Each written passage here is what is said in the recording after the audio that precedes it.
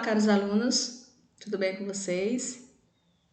Eu sou a professora Rubenita Costa, professora de língua portuguesa das turmas 8201, 8202, 8203 e 8205.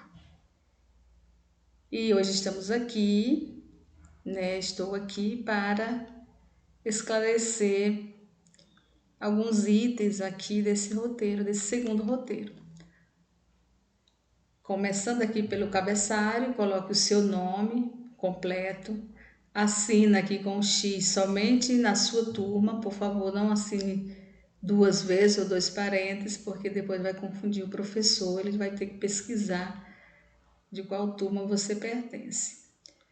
Tem um objetivo, o objeto de conhecimento, ou seja, o conteúdo, que são vozes verbais ou vozes do verbos, e análise crítica dos diferentes tipos de gêneros, que tem música, tem notícia, tem cartoon, tem reportagem, tem poemas, e outros.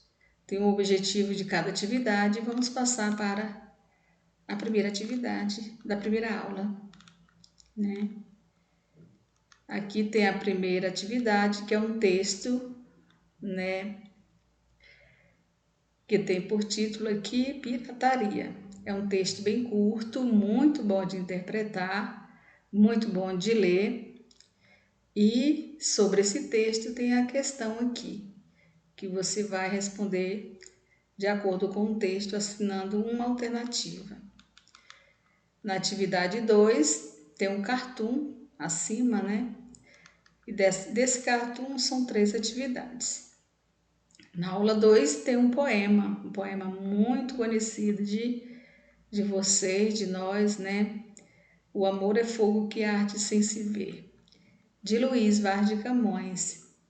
Luís Vaz de Camões, pessoal, foi um escritor muito importante da literatura portuguesa, foi um personagem muito importante, lá de Portugal.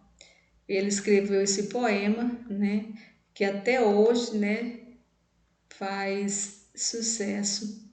O amor é fogo que arde sem se ver, ferida que dói não se sente. Portanto, também é um poema, muito bom de interpretar.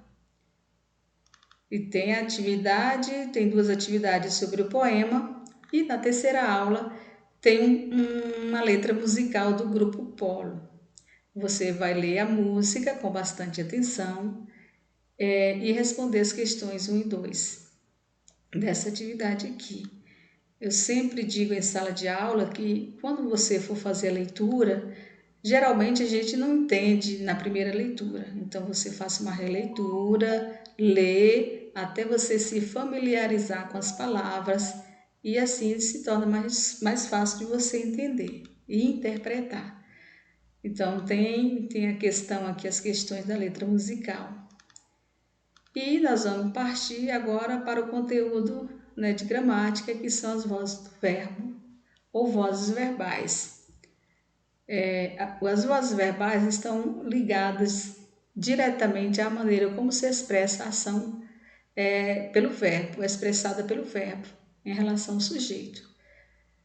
São 4 as vozes verbais: ativa, passiva, reflexiva e reflexiva recíproca. A ativa, pessoal, a primeira delas, ocorre quando o sujeito é agente, ou seja, ele pratica a ação expressa pelo verbo. Aqui tem um exemplo bem claro: a multidão aplaudia os jogadores. Quem aplaudia os jogadores? A multidão. Então, aqui a voz do verbo é voz ativa, porque o sujeito pratica a ação. A voz passiva, gente, o sujeito não pratica a ação. Nesse caso aqui, o sujeito vai receber a ação. Ocorre quando o sujeito é paciente, ou seja, recebe a ação expressa pelo verbo. Os jogadores eram aplaudidos pela multidão. E existe 2 possibilidades de voz passivas.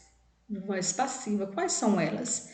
Ela se divide em voz passiva analítica, que é formada com um auxílio de um verbo auxiliar conjugado, seguido de um verbo transitivo direto ou indireto no particípio. Essa questão foi anulada pela banca examinadora. Ó, quem é o sujeito, né? Sujeito aqui, sujeito paciente. Esta questão foi anulada. Quem foi anulado aqui nesse caso? Foi essa questão. Então, o sujeito é paciente. Esta questão foi anulada pela banca examinadora. Na segunda aqui, voz passiva sintética é formada com o verbo transitivo direto ou transitivo direto e indireto na terceira pessoa do singular ou do plural, mais o pronome apassivador se, né? Que a gente costuma chamar de partícula se. Anulou-se essa questão. O sujeito aqui, ó, é esta questão. Então, anulou-se.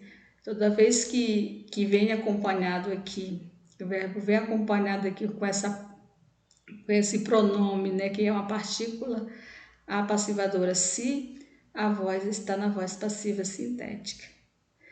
Tem a voz reflexiva, ocorre quando o sujeito pratica e recebe ação verbal simultaneamente.